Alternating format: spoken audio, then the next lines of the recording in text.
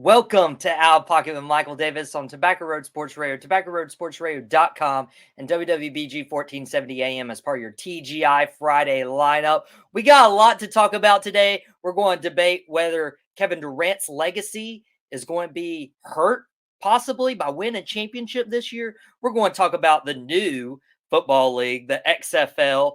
What is it, in the third stint coming in? But we also are going to be talking about NFL quarterback contracts and why there was a move last year that perhaps ruined the salary market.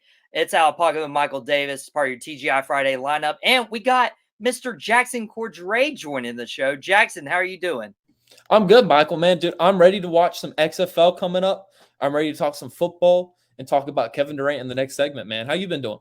Doing pretty good, not too bad. Duke starting to win some, so I'm repping my team this week, and you're repping a University of South Carolina alumni crew neck right there. Notice I didn't say USC because we all know who the real USC is. But you know what? USC's never really produced a good quarterback in the NFL, so we'll probably not talk about any of those guys.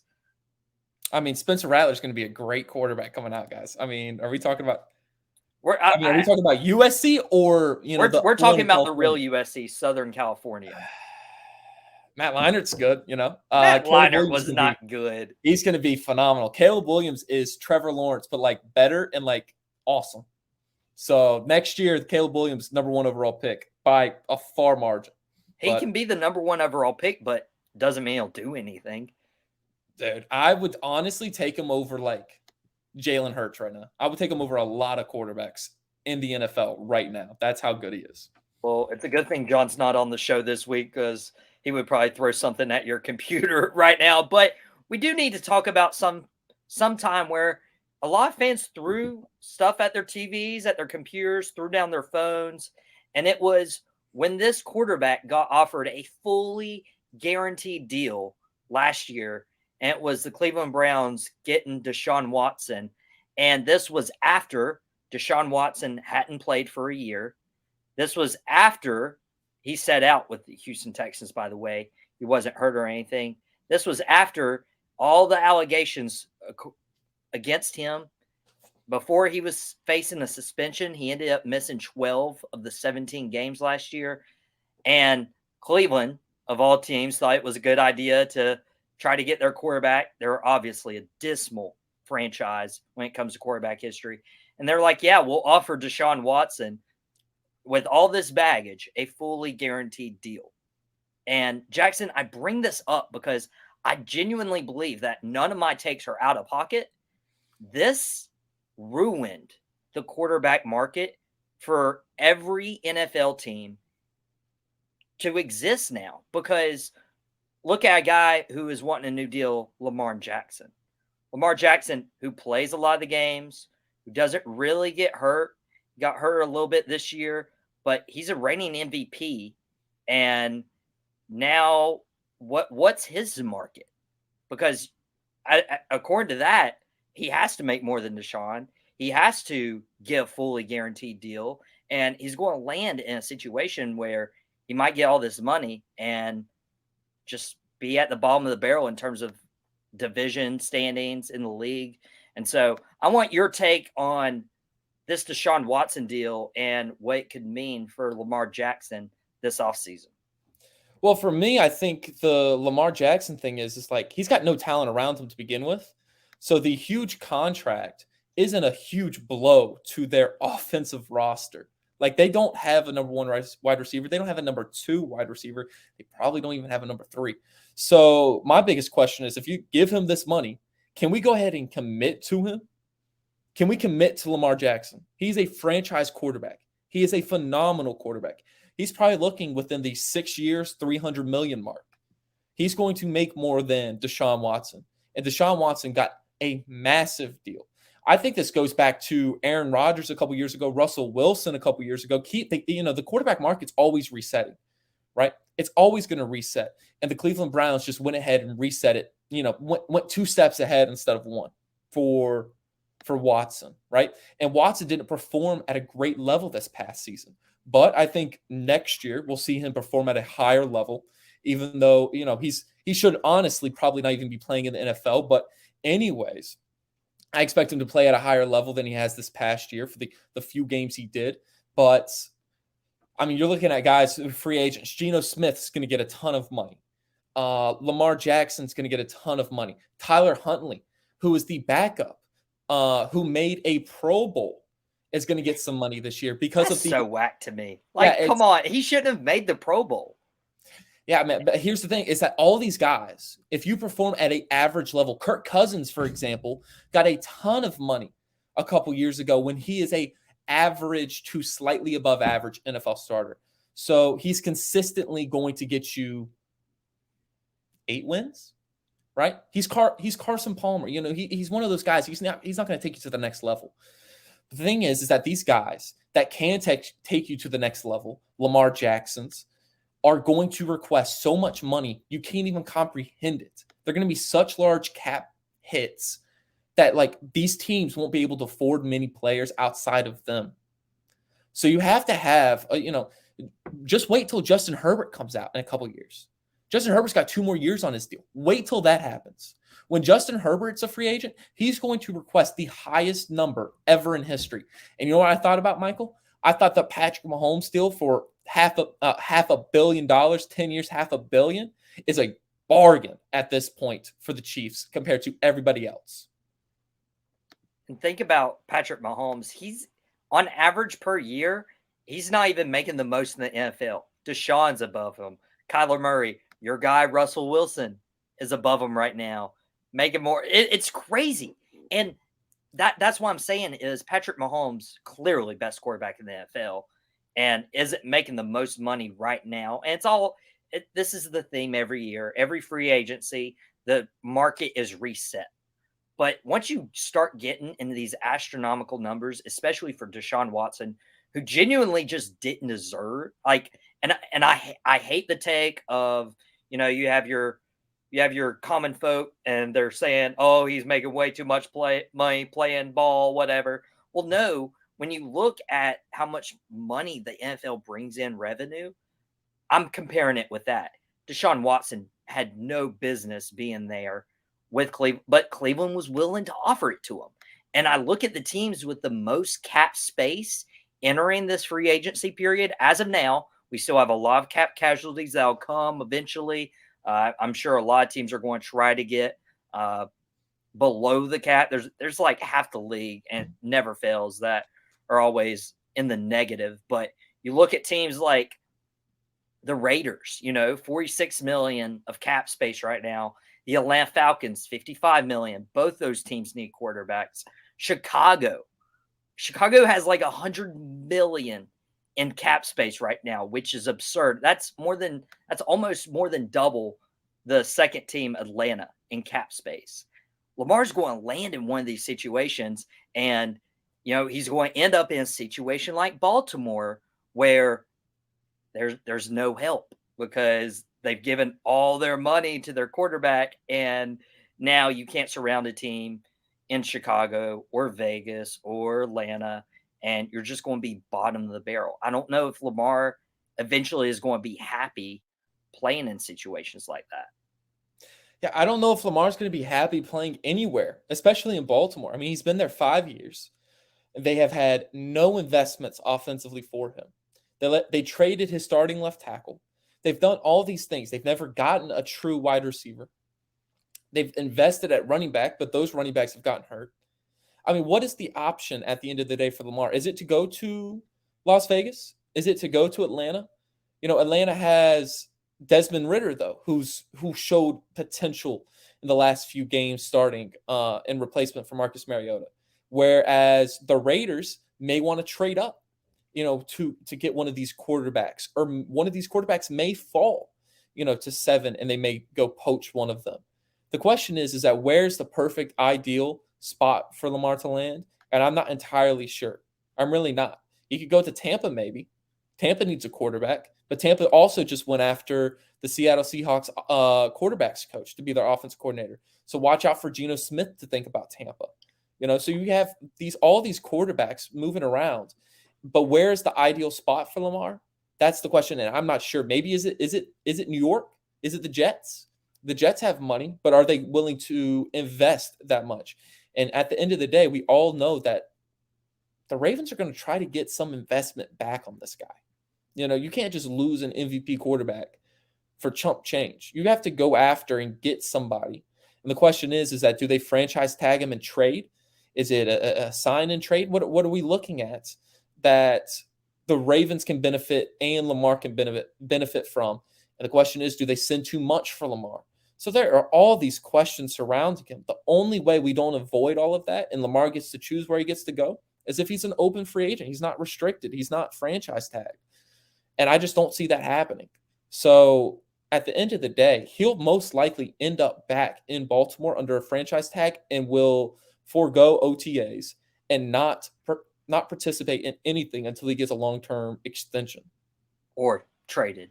And honestly, it could be where the dominoes fall, because you mentioned Geno Smith maybe going to Tampa. I had not thought about Geno Smith in Tampa. I've thought about Jimmy Garoppolo, just seeing Jimmy G was under the Tom Brady tree, could try to go and fit in Tampa as they try to reshuffle and restructure that roster. But it's going to depend on who signs with what team. We have Aaron Rodgers, who apparently went into a dark room for 3, 4, 5 days in complete darkness or whatever, and is trying to figure out his life. Derek Carr, no longer going to be with the Raiders organization. What do? They have a lot of cap space. Derek Carr has been thrown around with Carolina, with New York teams.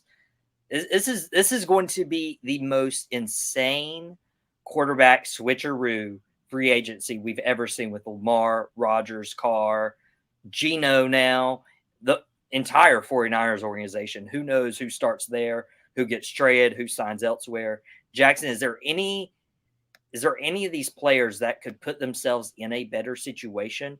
Like an Aaron Rodgers, could he leave Green Bay?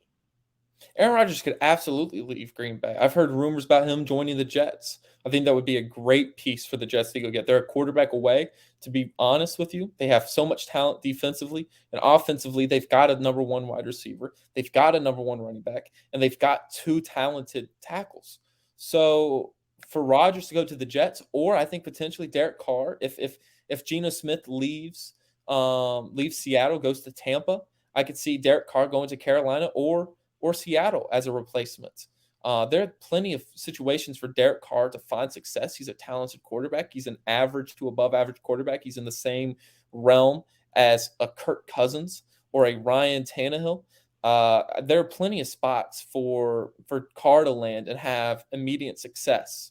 I think Carolina is a potential spot. I think Carolina has a decent roster. And sometimes I think I'm overly critical about the roster, but at this point in time, I think they could benefit from Derek Carr, a true vet, and see where they all land. That's my biggest question: is where's Carr going, where's Rodgers going, and where's Lamar going? And if Rodgers stays, I think you're looking at potential Derek Carr to the Jets or Lamar to the Jets too. It's interesting to think the Jets, because you just look back at history. Brett Favre, leaves Green Bay.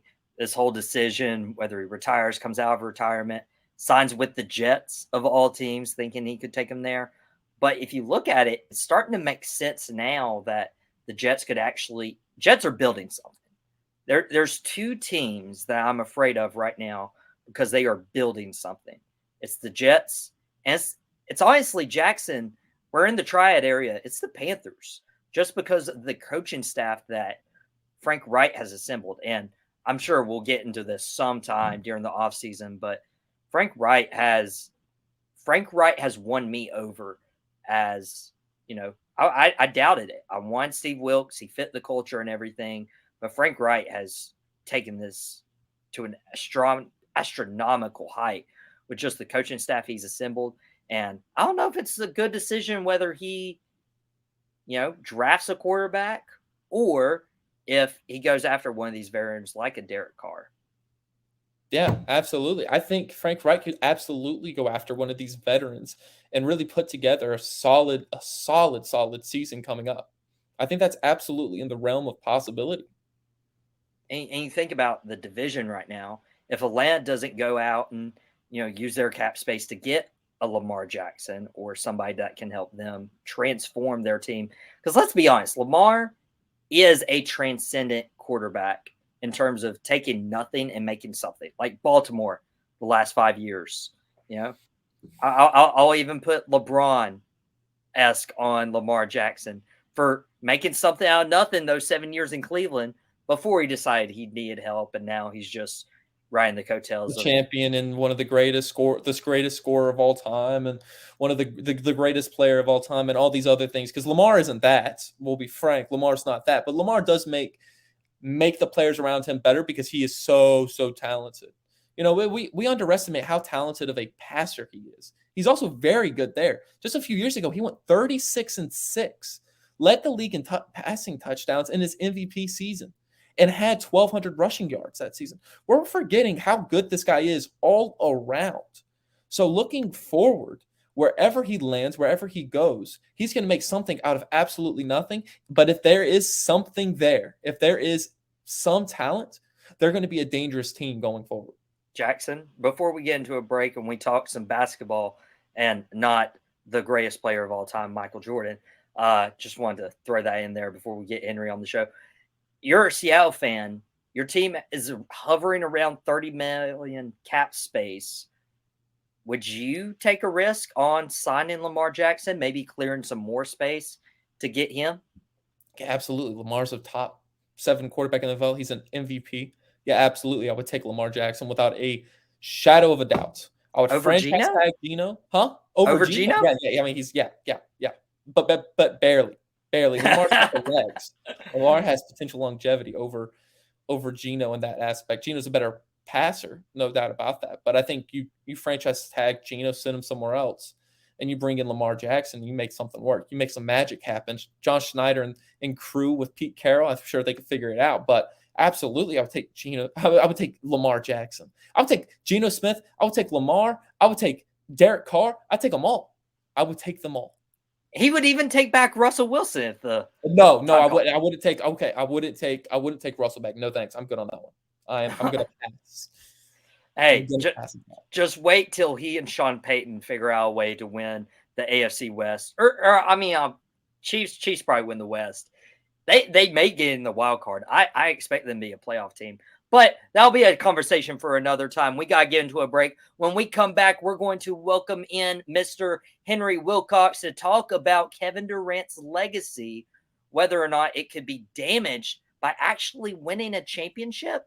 That next on Outta Pocket with Michael Davis.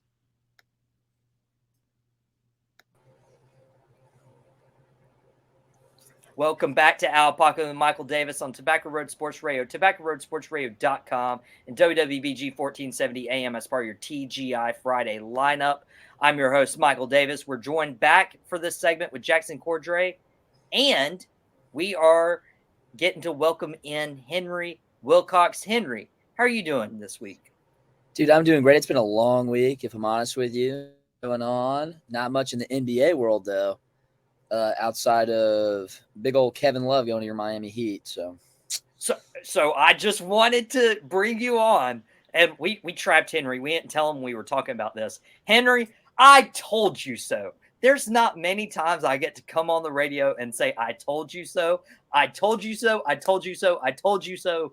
Kevin Love in Miami, and he's going to do great things. He's going to fill the void at the 4 for us. He wants to be in Miami. It's awesome. I'm happy as a Heat fan. So do you want to eat your words now, or do you want to wait until? I mean, the funny thing is that he's still an old guy. He is not the Kevin Love we once loved and knew.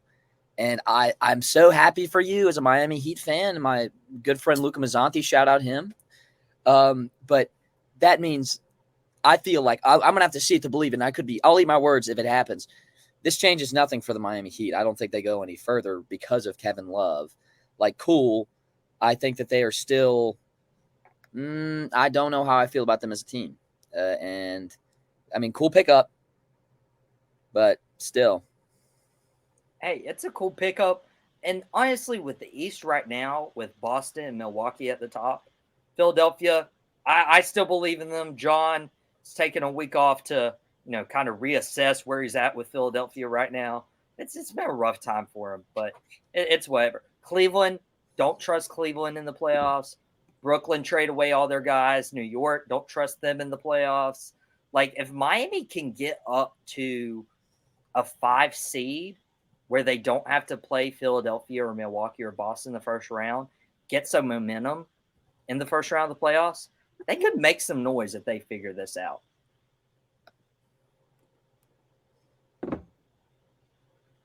I mean, yeah, I think they can.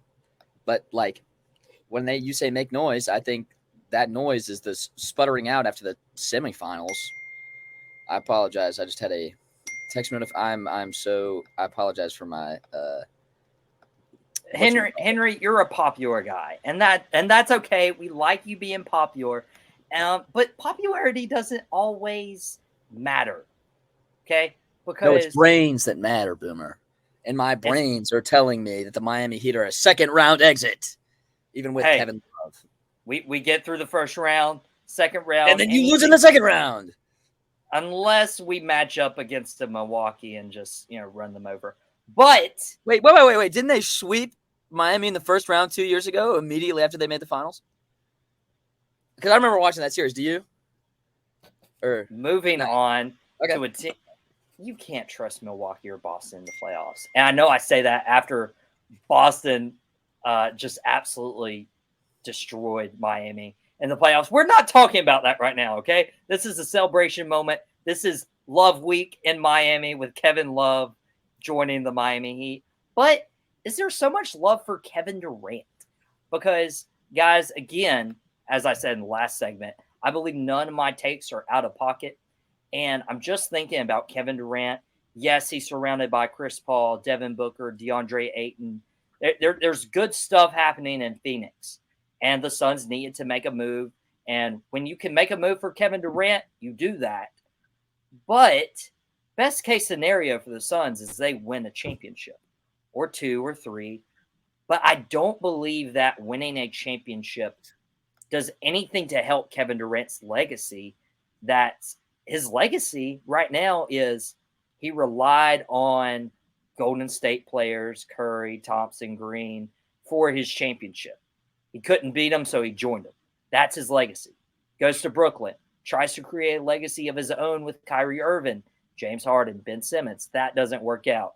Gets traded to a team that was in the finals not long ago, maybe like 2 years ago. And now Kevin Durant is that extra piece who might be able to swing a championship. But if this is the case and they win a title, his legacy probably gets hurt because he always needs help. Jackson, does this hurt Kevin Durant's legacy in your eyes? Well, as a Oklahoma City Thunder fan, but also a LeBron guy, this absolutely brings no value to Kevin Durant's legacy. Like, what is his legacy at this point outside of being like nothing, to be honest with you? A guy that has 2 rings, but not really 2 rings because he cheated to get the 2 rings. Like, it doesn't count. In any, you look at the history of the NBA and you go, oh, the Golden State Warriors won those 2 years back to back. Well, how'd they win? Oh, because they had the second best player in the world on their team. And also, like, the third best as well at the time. Like, the 2-time MVP. Like, it doesn't count. It doesn't count. And if he goes, him going to the Suns, and if they win a championship, I don't imagine they win 2 with Chris Paul. Like, I just don't see that happening. But if they go and win one this year, I just don't imagine that adding much value to him. Whereas LeBron went and won in LA. That counts. That adds value. He's won in 3 different spots. That adds value. He was the number 1 player in those spots. He didn't add 17 guys to the team. He didn't trade. He didn't go and join a team that was in the finals the year before. He made something out of nothing. Kevin Durant, both times, he's the one time he joined a team. The one time a team had made it to the finals, he joined that team right after, made it easy for himself. 2 years ago, the Suns team was in the finals.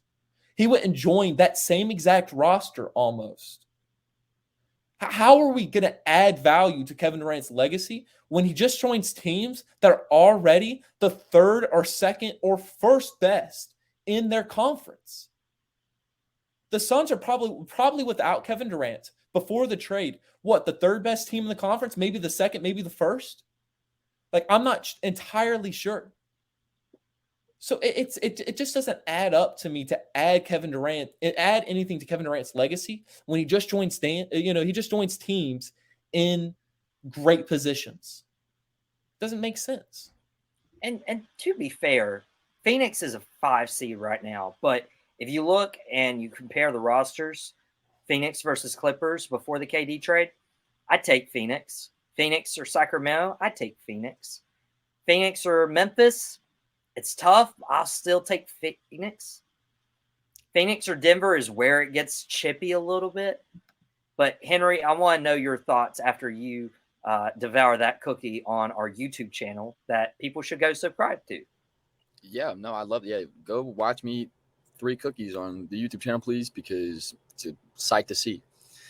First off, Indeed. I want to say right now, they are not beating the Memphis Grizzlies in their current form. Well, actually, maybe in their current form, not before. The Grizzlies have been solid. And I think the big issue with the trade with Kevin Durant, we may have discussed this before, is that they lose so much defensive capability by losing Cam Johnson and Mikal Bridges. Just right there, they lose a Defensive Player of the Year candidate and a great defensive wing, which is essential. And they get Kevin Durant, and that's worth it. I just want to say this before I say anything. I'm a top 5 Kevin Durant hater. So the fact that I'm about to defend Kevin Durant is ridiculous, and it is compromising of my character and myself as a man. Be careful not to be out of pocket here, Henry. No, it's just, I think at this point, when we look back, maybe less now, but when we look back, we're going to say, oh, Kevin Durant, because he didn't go to Phoenix, he didn't leave in free agency to Phoenix because he got traded there. I think people will look more fondly on this ring. And I think the fact, if he wins this ring without the best team of all time, then people are going to look on it more fondly, because I think when everything's said and done, if he doesn't win anything in Phoenix, that's going to suck, and people are going to look at his 2 rings like, the only way this guy could ever win a ring is by joining literally the best team ever, at least record-wise. And if he wins with Phoenix, that's not the best team ever, and he doesn't have another MVP candidate on his team. And if he's the best player on that team, that looks better. So I do think that can improve it in the future. I think that overall, it's not going to make a crazy impact, especially immediately. But I think looking back, people will think more fondly of Kevin Durant for having won outside of Golden State if he does. Yeah, no way the Suns beat the Nuggets in the playoffs before this, just because they're dysfunctional. Same with the Grizzlies. But everything's different now. And Kevin Durant will be great because he's Kevin Durant. But I do not like him. Let me pose this to you. Let me pose this to you, Henry, because you said they'll look at it better because he got traded there instead of leaving there in free agency. And was that a fudge truck? No. I can't. Well, I mean, copyright law. Oh, right. Copyright. It is whatever the great value brand of one of those cookies Walmart. are. Oh, dude, for a sec. Oh, great value, the great value brand.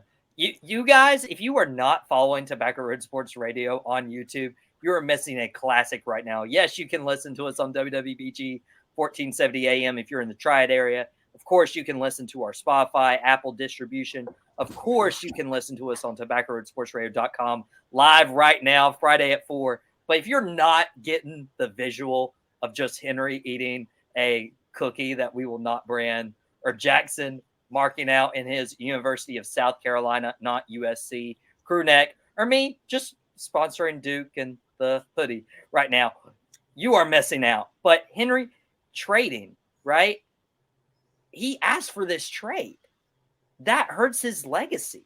It's basically the same thing as leaving in free agency, is like, hey, demanding a trade to this team. I want to go here. Send me here.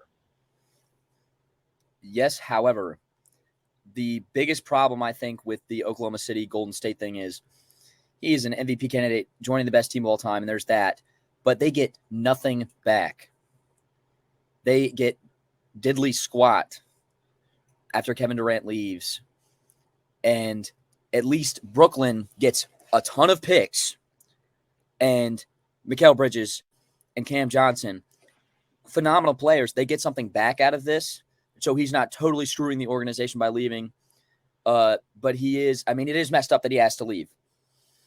But he's in a better situation. And honestly, Brooklyn's in a better situation for the future because Kevin Durant was going to last that long there. I'm going to be honest.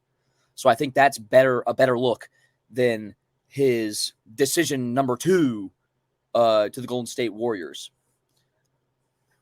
Jackson, I can't take this. Like, first of all, the times Jackson and I are on the same page is like one in a million. It's really rare. So I know I'm not like crazy, or maybe this actually hurts my point that Jackson agrees with me. But Jackson, the amount of texts I have gotten in the last 2 weeks after some of your takes on the Eagles is just baffles me. We could do an entire segment just reading off text messages from people who have reached out to me and commented on your takes. Yeah, well, I know one of them, and that's your father, who sent me multiple Facebook messages saying how much he agrees with me. So I just want to say shout out to Mr. Mack because he agrees. But anyway, I mean, the Eagles are, I mean, Jalen Hurts, I mean, that guy's like kind of okay at best. But if we're talking about the NBA, like we were supposed to this segment, I'd love to mention the fact that I really do think that the Grizzlies are like actually talented, like really, really good. Like they're phenomenal. And like there is no problem in the West for Ja Morant right now outside of the Suns, maybe, and maybe Golden State. But that's the only thing I find that's like questionable. Like, hey, Denver Nuggets.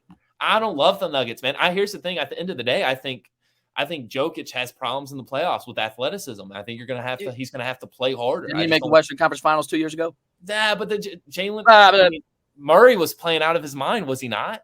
Yeah, and he's back. Playoff Murray out of his mind like he once did.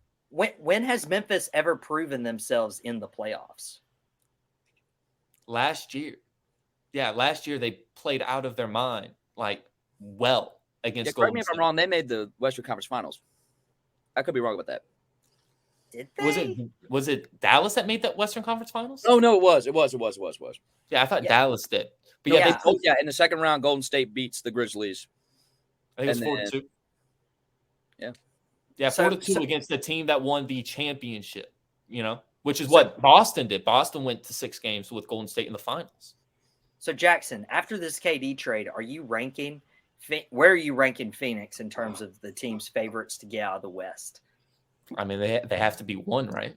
They have to be 1, maybe 2. Above Denver and Memphis now.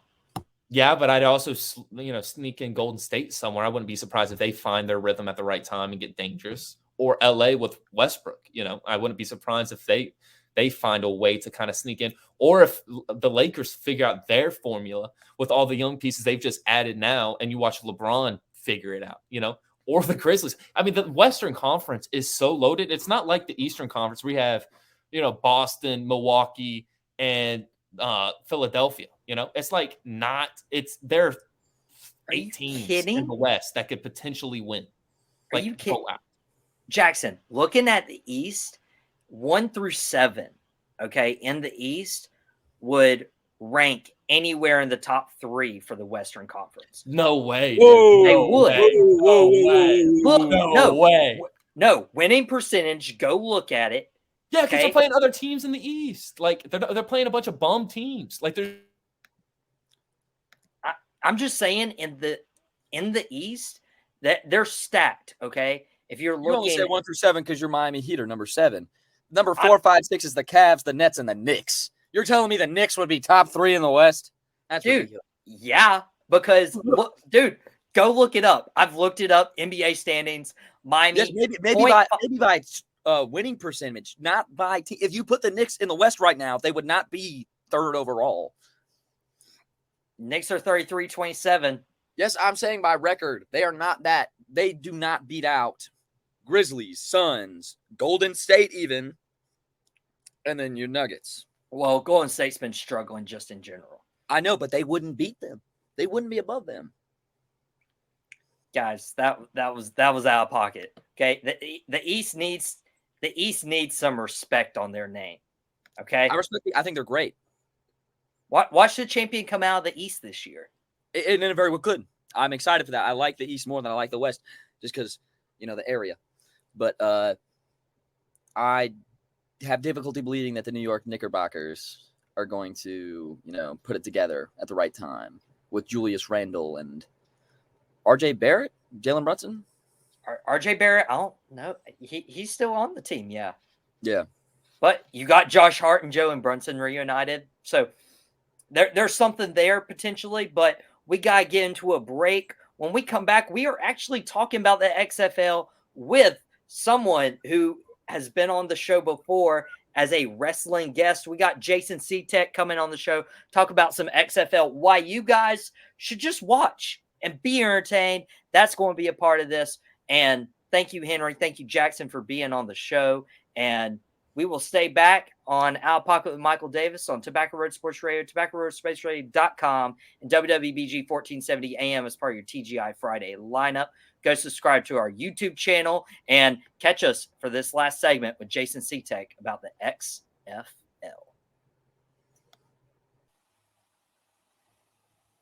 Welcome back to Outta Pocket with Michael Davis on Tobacco Road Sports Radio, TobaccoRoadSportsRadio.com, and WWBG 1470 AM as part of your TGI Friday lineup. I'm your host, Michael Davis. And what better way to end the show with, let's say, some football talk? Now, it's not the NFL by any means, but it might be a lot more fun for you if you miss football. And I was like, let's have a segment about the XFL. And I was like, okay, who should I bring in to talk about this? And what better way to bring in a guy we've had on pro wrestling segments in the past on Outta Pocket? We got our lemon thrower supporter, is what he would like to be referenced as, Mr. Jason Sitek. Jason, what's up, my guy? I'm not beating the beat up. I'm holding my shield up. I got my DC Defender shield, and my shields are up, or I'm holding up a beer snake. If you're audio only, I've got my arm up in the air for it. This is it's fun. So my memories of the first game of an XFL season are now old enough to legally buy beer, because I remember the first game of each iteration of the XFL, all three times now. I watched the first one back when it was Vince. This is the XFL. I remember that. I remember, the Braum, is this or is this not the XFL? Do I or do I not have a pulse? I remember all of that. I remember 2020, again, the week after the Super Bowl, launch of the XFL. I've started my campaign that Cardale Jones should have his jersey retired by the DC Defenders for the service and sacrifice that he put in to the storied DC Defenders franchise. And I was there again this year to watch it come back. I was I'm so stoked to unironically so stoked to have it back. Is it the best football? No. Anyone, the reasons to love the XFL, if anyone says, well, it's better than the NFL, and if they're saying that about talent, they're wrong. I don't know if anyone's actually saying that. But it's just, baseball is a national pastime, but football is America's game. And there's there's that tiny distinction. So we love football. 1% of high school players go to college. 1% of that from college goes pro. You're telling me that we can't have a compelling spring league with all that talent left undrafted or on the table? It's great. I remember realizing that we were going to lose the XFL in 2020 when COVID happened. And that's the first thing you texted me. It wasn't even about wrestling. It was like, man, we've lost the XFL. Yeah. I mean, it's just I was so bummed because what if all the XFL does this year is just sort of recapture most of the lightning in the bottle that happened in the 2.0 season, I think that they're on a good trajectory there. Because like right about the time, right about the time COVID happened, that was the introduction of the beer snake in Washington D.C. There was, they did not get a team back. The Los Angeles Wildcats were playing some good games out there. It was a very it was a wide league. It spanned the whole country. There were likable teams, there were likable personalities, and against my better judgment, I watched Pardon the Interruption this week, and got to hear Michael Wilbon, just saying he doesn't care, making he hate me jokes in 2023, which it's like, okay, guy, okay, and he's just working the gimmick, but whatever. Yeah. So I've been overjoyed to have it back. Yeah, we're not No, PTI. We're this, Out of Pocket. And, yeah, it's not out of pocket to say that XFL can fill a void. We got the XFL. Absolutely. We got the USFL. USFL just had a draft a few nights ago. We had Chase Bryce, the quarterback from App State, get picked in the first round. Like, they're hosting a draft for guys who may not make it to the NFL. And honestly, I believe, Jason, this could fill a gap for players who are going to go undrafted. They may or may not even get signed on for a practice squad and, just filter out after a year or two.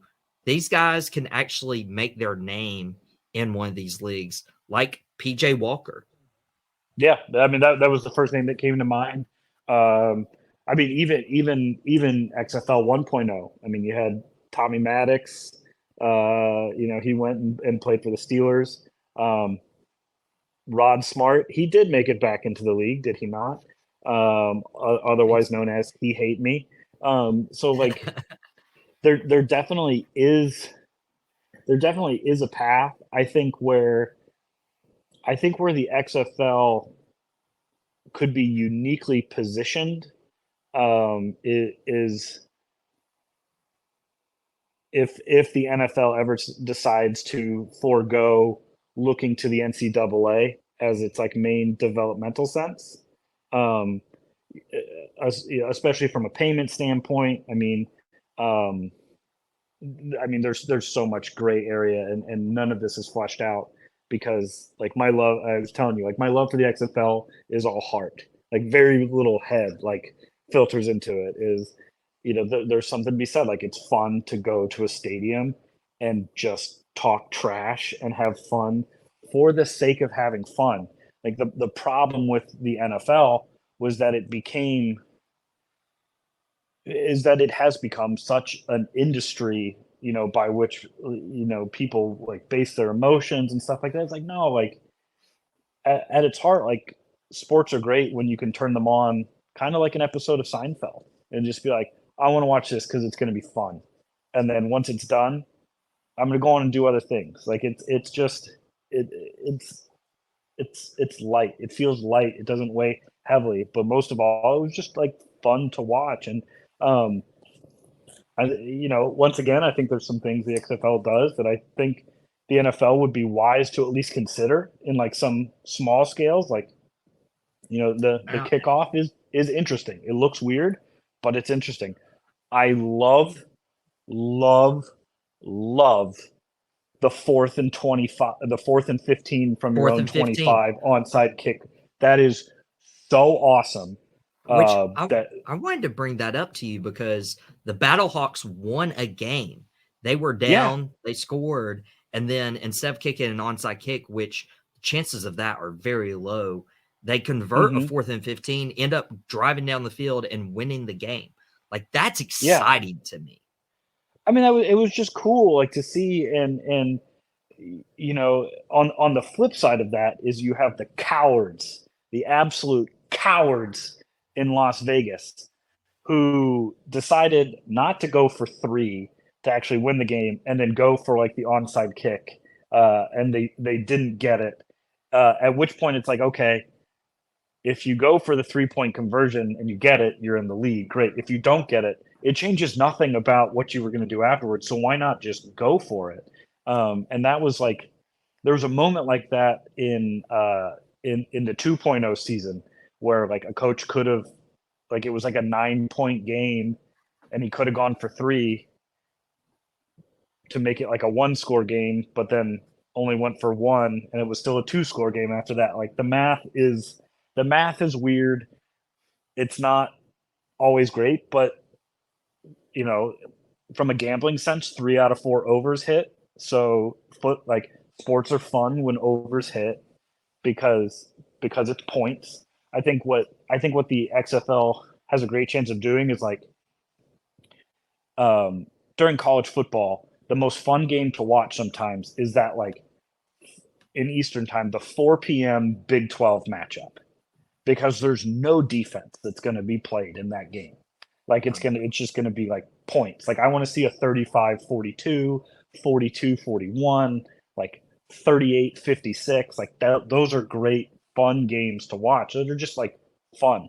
And so the XFL, if they can get that's why I love they the can get some arena points football together, league. they're going to be and I think I'm still not sure. To me, I think the USFL is in a really tough spot in terms of positioning. You know, I'm not gonna like fault anybody for. I'm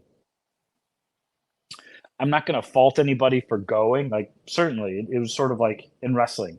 If everyone has a job, it's good for everybody. You know, so it's like it's fun to talk trash on the USFL in the sense of like your buddies talking trash to each other. You still like each other. You're not like mortal enemies, but at the same time, well, I feel a different way about Jackson sometimes. True. But you know, we can.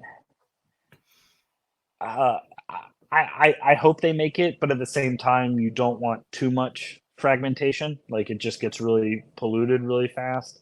I think the XFL in getting the TV deal and getting that ironed out early certainly bodes well for it because it's, you know, they've got the ESPN connection, they've got ESPN Plus if they need to put the games there, and they can put a game on FX, and you know, which sounds weird, but in what, like a month and a half, we're going to be watching college basketball on True TV when the tournament starts. So it's like some of these like weird, just sort of like you know, back of the closet networks. You know, True TV can pause from playing Impractical Jokers unendingly to show a playing game. And, you know, FX can show the XFL, and it, you know, kind of works with the branding, and it's an easy, you know, well-known network to find. So I think it's great to have it back.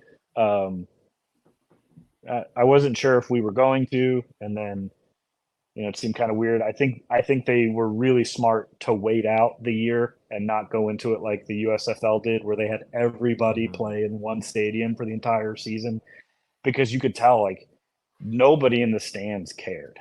And it's tough to build a market in Philadelphia when you're playing an 8-week season in Birmingham, Alabama, you know, or anything like that. No offense to original XFL city, Birmingham, Alabama. But maybe a you know, Birmingham's a great town, underrated city. Northern Alabama, very underrated part of this country. But like looking at the XFL, I think they've got, you know, you can see they sort of like reposition some teams. You know, Texas having 3 teams makes a whole lot of sense, especially with the way that market is sort of like rallied around those teams. You know, Bob Stoops and Wade Phillips both being coaches there. Hines Ward in San Antonio in black and yellow, as if there was any doubt as to what his colors were going to be. You know, it's just, those are little things, you know, put some eyes on the product. And it was clear early on, even when they were doing like the kickoff of like, hey, we're a year out, but we're going to really like kick this thing off. And you saw how many fans would show up in gear. Like, that's the crazy thing to me is people seeing the were success ready of to the support this league. seeing the 'Cause it- 'cause- success of the yeah. XFL is because of the crowd and the fans. Oh yeah, yeah. And like, dude, they even had a presence with the beer snake. And when the beer snake got confiscated, of course, you know it. They threw lemons on the field. It's just awesome. Like, and someone figured it out as they were all drinking. Like, there was a particular adult beverage which was being served in the stands that had the lemon in it. That's where they got the lemons from, as they were, essentially drinking this kind of like, fruity vodka cocktail. And they're like, well, they took our cups, so we still got our lemons, and they're chucking it. But like, you could tell that there was no malice behind it, and it was like, they should be mad that they took the beer snake. The beer snake was an official DC Defenders like ad camp and marketing for the season. Like, it was in the hype package of like, hey, we're coming back. Guess what else is coming too? And it was the beer snake. Like, people were like, they were stoked for People it. excited.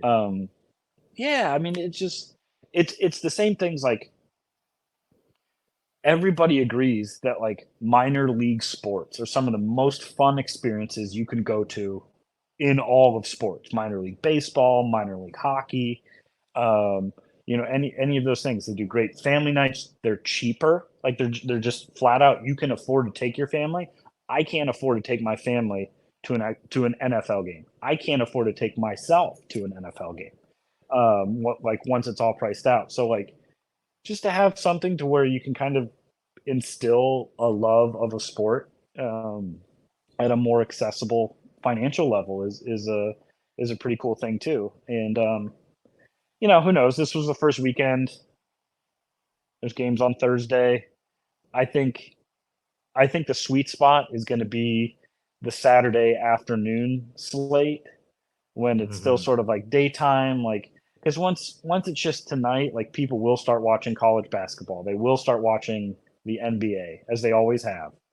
And I think, but having something on like non-prime time that you can kind of like flip between on, I don't totally want to watch this, but we can go and watch something else. I think it's going to be awesome.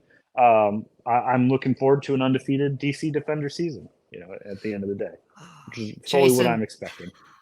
Jason, I now regret you coming on the show. I wish they had a Detroit team for you to pull forward, because DC is gross.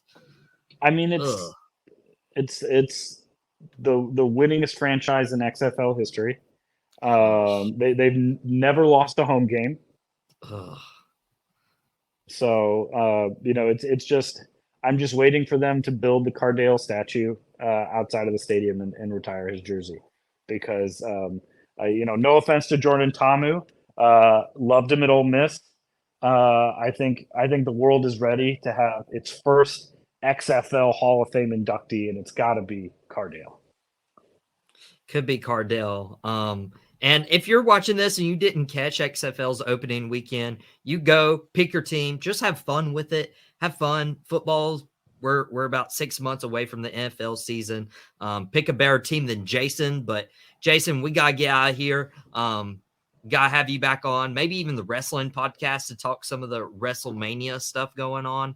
We'll have to coordinate something with that, but we got franchise players next on the part of the TGI Friday lineup. It's been Outta Pocket with Michael Davis. Thank you guys so much for tuning in, and be sure to subscribe on. Oh, don't put your shields up. No defenders welcome here. Go cheer on your Detroit teams, Jason. But be sure to subscribe to the Tobacco Road Sports Radio YouTube channel. You can catch this episode in full, and you can catch all the other Outta Pocket episodes right there. So everyone, have a great weekend.